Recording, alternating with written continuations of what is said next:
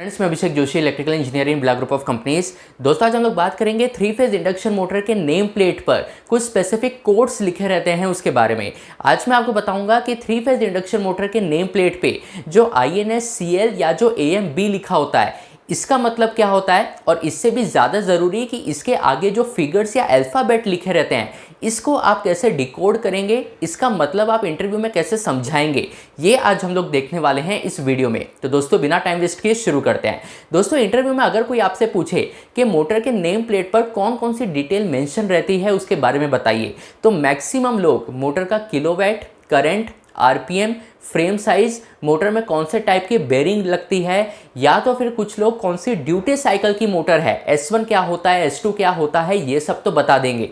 जो चीज़ उनसे छूट जाती है वो होती है इंसुलेशन क्लास और एम्बिएंट टेम्परेचर।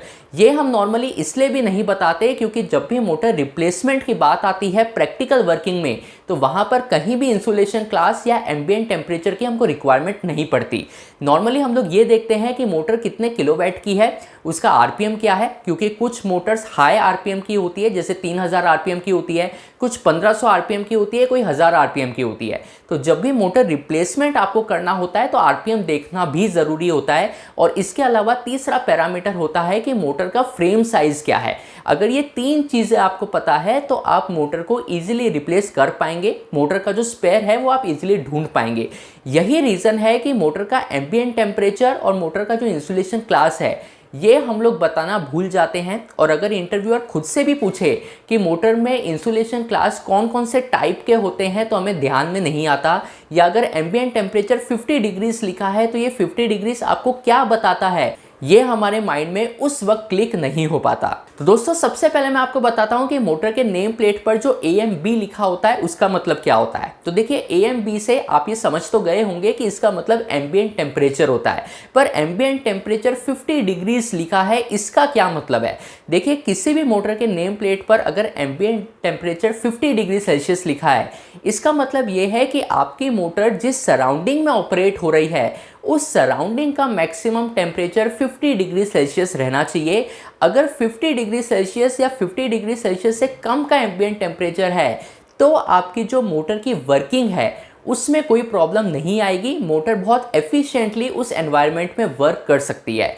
तो ये चीज़ ध्यान में रखिएगा कि ये जो 50 डिग्री सेल्सियस है ये मोटर के वाइंडिंग टेम्परेचर की बात नहीं हो रही है।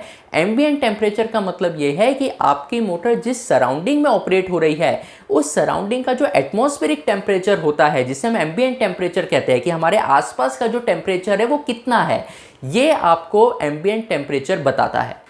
इसके बाद दोस्तों बात आती है सबसे इंपॉर्टेंट चीज़ की, यानी कि मोटर के इंसुलेशन क्लास की। अगर आपको एकदम से कोई इंटरव्यू में पूछ ले कि INS CL का मतलब क्या होता है जो मोटर के नेम प्लेट पर लिखा हुआ है, तो बहुत सारे लोगों को ये क्लिक ही नहीं होता कि INS CL का मतलब इंसुलेशन क्लास ही है।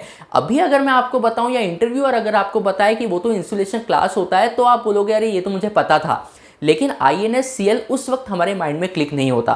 तो सबसे पहले तो ये चीज़ ध्यान में रखिए कि INS CL का मतलब इंसुलेशन क्लास होता है। अब अगर आप उन्हें ये बता भी देंगे तो उनका अगला सवाल यही आएगा कि कितने टाइप ऑफ इंसुलेशन क्लास होते हैं, और अगर इंसुलेशन क्लास B लिखा है या F लिखा है तो इसका मतलब क्या होता है। यहाँ दोस्तों मैं आपको एक टेक्निक बताता हूँ जिससे आप इजीली ध्यान में रख पाएंगे कि मोटर में कितने टाइप ऑफ इंसुलेशन क्लास होते हैं। एक फ्रेज है कि young and energetic boy follow his command. मैं फिर से रिपीट करता हूं, young and energetic boy follow his command. अब ये जो सेंटेंस है इसके हर एक वर्ड का जो पहला अल्फाबेट है इसको अगर आप पकड़ेंगे तो वो आपके टाइप ऑफ इंसुलेशन क्लास होते हैं, और हर एक टाइप ऑफ इंसुलेशन क्लास एक स्पेसिफिक टेम्परेचर को डिनोट करता है। तो यहाँ दोस्तों आप स्क्रीन पर देख सकते हैं कि अगर इंसुलेशन क्लास Y है तो इसका मतलब है कि वो 90 डिग्री सेल्सियस तक आपके मोटर का जो वाइंडिंग टेम्परेचर है, मोटर मैक्सिमम 90 डिग्री सेल्सियस तक के वाइंडिंग टेम्परेचर को सस्टेन कर सकती है। वैसे ही अलग अलग टाइप के जो मोटर के इंसुलेशन क्लास है उसके सामने उसका डिग्री सेल्सियस यानी कि कितना मैक्सिमम टेम्परेचर मोटर सस्टेन कर पाएगी ये लिखा हुआ है। यहाँ दोस्तों ध्यान देने वाली बात यह है कि जैसे y के आगे 90 डिग्री सेल्सियस लिखा है, तो इसका मतलब ये है कि जब भी कोई मोटर में से करंट फ्लो होता है, मोटर वाइंडिंग में से जब भी करंट फ्लो होता है, तो वहाँ पर हीट भी प्रोड्यूस होती है, क्योंकि जो भी वाइंडिंग आप यूज़ कर रहे हैं उस वाइंडिंग का खुद का भी एक इंटरनल रेजिस्टेंस होता है, और जब उस वाइंडिंग में से करंट फ्लो होगा तो हीट भी प्रोड्यूस होगी। ये जो 90 डिग्री सेल्सियस लिखा है, ये आपको ये बताता है कि वाइंडिंग का जब टेम्परेचर बढ़ेगा तो मैक्सिमम कितने डिग्री सेल्सियस तक का टेम्परेचर ये पर्टिकुलर इंसुलेशन क्लास वाली वाइंडिंग सस्टेन कर सकती है। इससे ज़्यादा अगर टेम्परेचर बढ़ता है तो आपका वाइंडिंग इंसुलेशन ब्रेक हो सकता है और आपकी मोटर अर्थ हो सकती है, उसकी वाइंडिंग पूरी तरीके से जल सकती है। तो जो भी इंसुलेशन क्लास आपके मोटर के नेम प्लेट पे लिखा है, उसके सामने उसका स्पेसिफिक टेम्परेचर भी लिखा हुआ है कि कितना वाइंडिंग टेम्परेचर मैक्सिमम लेवल पे ये मोटर सस्टेन कर पाएगी। तो दोस्तों ये टेम्परेचर आप याद भी कर सकते हैं। बहुत सारे इंटरव्यूज में पूछ लिया जाता है कि एफ क्लास इंसुलेशन जो होता है उसका रेस्पेक्टिव टेम्परेचर कितना होता है, पर अगर मान लीजिए वो आपसे टेम्परेचर नहीं भी पूछते तो कॉन्सेप्ट वाइज तो आपको पता होना ही चाहिए कि वाइंडिंग का इंसुलेशन क्लास का मतलब क्या होता है, कितने टाइप के इंसुलेशन क्लास होते हैं, और जो भी टेम्परेचर लिखा है डिग्री सेल्सियस में उसका मतलब क्या होता है।